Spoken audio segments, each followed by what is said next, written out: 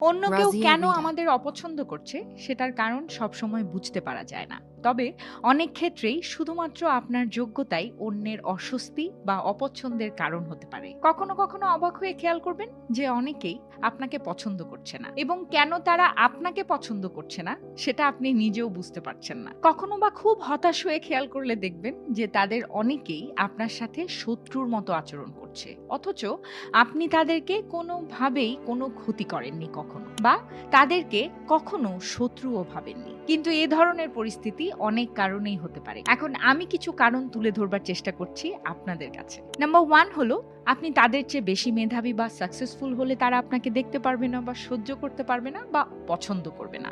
Number 2 হলো, আপনি তাদের কোনো বিশেষ দুর্বলতা জানেন হয়তো। নাম্বার 3 হলো, আপনার সামাজিক অবস্থান বা আপনার অর্জন তাদেরকে আনকমফোর্টেবল করে দেয়। অ্যান্ড নাম্বার 4 ইজ, আপনাকে সে বা তারা প্রতিদ্বন্দ্বী মনে করে। আর এই প্রতিদ্বন্দ্বী মনে করার কারণেই ম্যাক্সিমাম মানুষ আমাদের আশপাশে, তারা আমাদের বন্ধুও হতে পারে, তারা আমাদের পছন্দ করছে না বা আমাদের দেখলে অস্বস্তিতে ভোগে। তাই তাদের জন্য মন খারাপ না করে তাদের প্রতি সহানুভূতি দেখান, কারণ তারা আপনার থেকে অনেক পিছিয়ে রয়েছে।